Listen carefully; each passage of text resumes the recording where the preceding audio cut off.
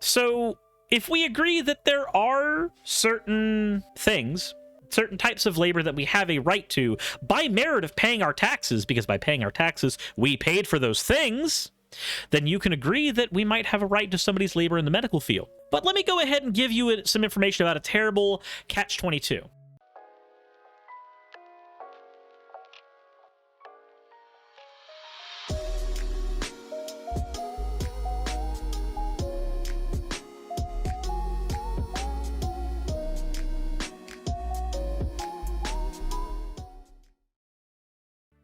Guys, we have a terrible habit in the United States of not investing in our own people. What I mean by that is we need free college. We need free college. That's what this video is about. I mean, it's about more than that, but let's be honest. We're going to get to the fan art section, and then we're going to get into what that is. So, from Mathematical Cabbage, Suris and his entourage, anime, harem, they just want his affection and attention. Some were more wholesome than others. Apparently, Timer-kun looks a little more subby than normal. Jesus. And then there's the dryer from the laundry porn, and Lord Dumpy, and now Black Hole Chan. I think Mathematical Cabbage's Black Hole Chan is my favorite. They're making me feel things. And then, of course, there's the coin. God damn it. I hope you guys are happy. Mosh is almost done with the coin emote, because that's a thing that y'all apparently needed. Hey, the next one we have is... oh my. This one is from Jack the Vulture. Said it's been a long time since I've done fan art, and I haven't drawn Slime Girl Suris yet, so I need to correct that. This one looks so fucking good. So much so that I got it printed as one of my playmats. I needed it. I got Jack the Vulture's permission for it too. He's a fantastic artist. Holy shit. We have Slime Maid Suris here, and this is just fantastic. It's like glasses and big booba. Yeah, next thing you know, we're gonna have T cosplaying my character, since, you know, they have the build for it. Anyways, as always, everybody, thank you all for the fan art submissions. If you want the fan art to be shown in a future video, the best way to do that is to drop it in the fan art section of the Discord. With that all said, if you haven't hit the like button already, please consider doing so. Hit the buttons down there, the important buttons. I think it's important for us to get into the topic at hand. We as a country here in the United States, we are really bad about investing in our own people. We have this really weird fixation on everybody being an atomized unit. As soon as you become 18, there's this understanding, this underlying thought that it's time to leave your parents' house. It's time to go fuck off and be elsewhere. And I don't know. I feel like that mentality may actually be hurting us. Like, a lot. Because if you think about it, this is just kind of where it begins, right? The minute you leave your parents, you're having to struggle with bills. Think about what the minimum wage is right now. A little over $7. With the minimum wage, if you are working 40 hours a week, that is not a living wage in most locations in the United States. Now, that's certainly enough money to support yourself if most of your bills are taken care of by your parents already, but it's certainly not enough to support yourself when you're on your own. Most people can't afford college. Now, it's easier to afford college if you're with your parents, but realistically, most people just cannot afford it without some type of grant. And not everybody gets grants. Not everybody gets scholarships. I know I didn't. That's why I didn't go as much as I want to. I would like to have a degree to my name at some point, but, you know, that's probably not in the cards. Why do we do this? Why do we have this mentality about our people? Because it's not just the government needs to step in and fix our problems. No, this is literally just a mentality we have as Americans. Think about this. Which person do you think is more valuable over time? The person who, upon finishing high school, was able to get a college degree in a field that they plan to work in, and had their healthcare taken care of so that they are able-bodied and ready to go in the work field. Do you think that person is going to be really, really valuable, or the person who's dealing with chronic pain that's never been treated or taken care of and hasn't been able to do anything besides base level retail work? Because that's all they've been able to do upon getting out of school. Which person is more valuable? Well, the reality is both of these people are equally important. But we have this weird fixation with putting up a shit ton of walls, preventing the person in category B from being the person in category A. We treat it like everybody should go through that trial and tribulation of working at the job they hate and working their way up corporate and then leaving and going to do something else, and maybe college is somewhere in the way, or unless you have a set of parents that actively have a disdain for college. And that your medical problems are just your own issue, and you should solve those on your own. The fact of the matter is, both of these type of people are important, and we need both of them. Let's talk about medical care, specifically that one, because this ties a lot of this together. What's one of the common refrains we have against giving medical care to everybody in the United States? One of the most common ways we fight that is to say, hey, you don't have a right to somebody else's labor. But here's the thing. We already have industries where you have a right to somebody else's labor. They're called the police force and the fire department and the public school system. You have a right as an American citizen to take your child to a public school where the labor of the teacher is paid for by your taxes. Your taxes gave you the right to that labor. If you call 911 and you are in the middle of having a house break-in happen, you have a right to a police force coming and trying to protect you. Now, whether or not they do that is up to them, and they don't always do a good job of that, and I know the easy counter-argument to this is that technically the Supreme Court upheld that police don't actually have to protect you, but the point is, you have a right to that labor. You have a right to the labor of the police officer. Oh, but if you want to envision a world where we don't have that labor, I can give you that world. The fire department gives me that world easily. There actually was a point in time in United States history where fire departments worked like insurance companies, and a fire company would literally come to your house in the case of a fire, and if they found that your papers weren't properly filed, they would just let the motherfucker burn. That's a thing that happened here in the States. Do you think that's right? If a fire department just decided that it did not want to take care of you and the population? Is that a thing that you think is okay? Likely not. That'd be an insane thing to think, but it's a reality that we've dealt with before. So if we agree that there are certain things, certain types of labor that we have a right to by merit of paying our taxes, because by paying our taxes, we paid for those things, then you can agree that we might have a right to somebody's labor in the medical field. But let me go ahead and give you some information about a terrible catch-22. Here's an interesting catch-22. Do you want to know something that we have a really bad shortage of right now? Doctors, nurses. You know why we have a shortage of them? Education. It's very hard to become a doctor or a nurse. And in many cases, it's not very profitable to become either of those things for a very long time.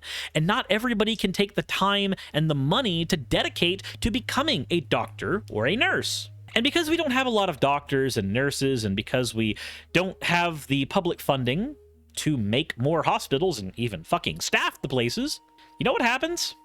This weird self-fulfilling prophecy happens. You don't have a right to somebody's labor, you don't have a right to X, Y, and Z, so you don't have a right to a higher education, therefore we end up having fewer doctors. Well, then the fewer doctors that we have end up not being able to provide enough care for everybody who needs it because we don't have enough doctors to provide for all of the patients. And then those patients who are seeking care are given the argument, well, you don't have the right to the doctors.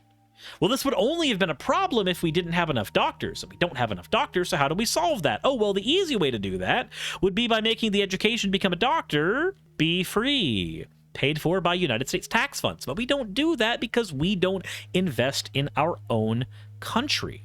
We don't invest in our own labor force. That's the thing. I don't have to come at this from the angle of socialism. I don't have to come at this from the angle of communal effort. I can come at this purely from a capitalistic standpoint and still provide an argument as to why we should provide healthcare and education to our populace. Because healthcare and education in your populace is an investment. And if you don't believe me, think about how many businesses offer healthcare to their employees as a benefit, and think about how many businesses offer education benefits to their employees. I know Quick Trip does, I know McDonald's does, I know Chili's does. I can go on. Do you know why those businesses offer those things? Well, there's a couple of reasons. One of them is very predatory. The predatory reason is by offering those things through the business can then incentivize you to stay with them, even if they end up being abusive. That's the initial predatory thing. But the other reason is investing in your labor force begets a better labor force. People care more about working at their job if their job is taking care of them. People would care more about their country if their country was taking care of them. It's not rocket science. If you invest in United States citizens, or really anybody that's willing to stay here, I don't give a fuck if they're a citizen or not. If you invest in them, make sure that their illnesses are treated so that they can focus on work. They provide better backbone and infrastructure for the country. If you invest in them in their education, they are better able to become the scientists that synthesize your vaccines, the doctors that apply them and make sure that the populace is taken care of, the teachers that make sure that the next generation is able to survive when they grow up. Those teachers need to be educated first. But spending the amount of money on the education required to be a teacher when the teaching profession is not really the highest paying profession around, and it's usually one of the most thankless professions that requires the most hours to be dedicated of your day. How do you convince people to go into an industry like that so that kids can be taught better? If you want to invest in your children, investing in their education, then all you need to understand is that the fewer kids per classroom, the better the quality of the education for the child.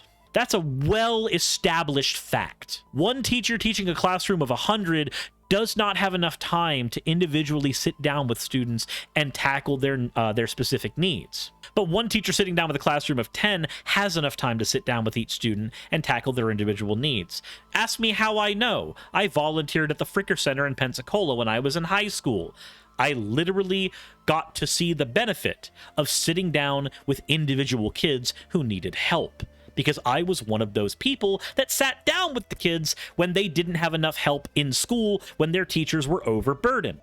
It's more like 40 students, but the point is the same there, Salem. Do you know how you get more teachers in to make sure that your kids can get a better education? Simple. You hire more teachers. But how do you hire more teachers? Well, they need the education. So part of the investment into your kids' education includes an investment into somebody else's education. You invest in their education, and as a trickle effect, there will be more people available to help your child when the time comes for their education to require it. Now, I know this sounds crazy, because some of you aren't really good at investment. But the fact of the matter is, investing money in thing A and B tends to have a trickle effect into things C and D. And your workforce works better when their medical expenses are taken care of. A populace in a country works better, does better work for you when they are assisted. If somebody's medical bills can be taken care of by the state, then guess what? They are less likely to do things like have to go to work and get you sick. Wouldn't it be great if the McDonald's employee who's currently sneezing his balls off didn't feel like he had to go to work just to survive? It'd be better for you. Be a lot less risk to your burger. Your french fries might not have a little bit of an oily sheen on them, but maybe you like that. Who am I to judge? But the way to make that happen is to invest in education. You can't have more doctors providing more medical care to more people without investing in the education first. You want to see a better America? Easy. Invest in it. Treat it like a capitalist venture. Go ahead, do it from front to bottom. Treat the United States like a business, where money has to be spent for the business to then make money. You want a better populace that is able to provide better quality work? that is going to help the population at large, that's your investment in America, fine. Actually invest in it. Put money into education, put money into medical care, put money into the things that allow people to function. Oh, and one more thing. You know what's another human right you could invest in? Food. Pretty simple. Food.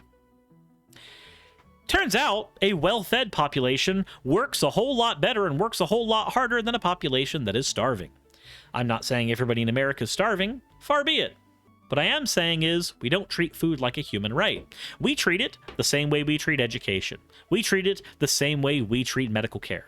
We treat it like a commodity. But I guarantee you the American workforce would work a lot better if they didn't have to panic about food, if they didn't have to panic about medical care, if they didn't have to panic about how they were going to afford an education so that they could leave McDonald's and Walmart and other places. Then, the people who actually want to work at the McDonald's of the world, the Walmarts of the world, the people who actually want to work the restaurants of the world, they can work those restaurants because the people who don't want to work those places now have more options. You know another industry that we don't have enough people in?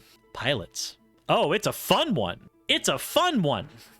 If you want to have a fun rabbit hole to jump down, go ahead and look at the rapidly decreasing amount of pilots available in the United States. You want to know why we have fewer pilots in the United States? Oh boy, it's that dang old edumacation again. Something like that. Weird, right? A lot of industries in the United States, we're worried about them collapsing because of AI technology taking them over. But realistically, the worst fear we should have is not investing in our own future. Our country works better when we invest in it. A business works better when you invest in it. You want more innovation in the IT field? Pay for the education for more people to get in it. You want more people taking care of your kids at daycare, I mean school? Pay for that education. Do you want bus drivers to actually get your kid to and from school for you? Pay for that too.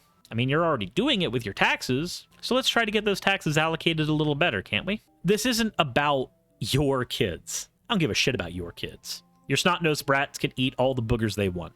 This is about our kids. This is about our country's children. You want to make the world a better place? Make the world a better place for them. They're going to be the ones taking care of you when you can't. So, rather than trying to say that your kids need to do just like you did and you did it, why can't they? Why don't we start trying to figure out ways to make it to where your kids don't have to deal with half the shit you did? Simple as that. Said more taxes so the government can black hole more money? No, I'm not even calling for more taxes. Here in the States, we are literally the richest country in the entire world. It would be a negligent affair for us to provide healthcare to everybody. It would be a negligible affair for us to provide education for everybody with the current systems we have right now. We don't have to tax our populace more. We just need to hold the politicians accountable. That's all we have to do. I don't know how many episodes I can say where I literally have to try to advocate for getting involved in your local politics. I don't know how many times I have to say, contact your state representatives,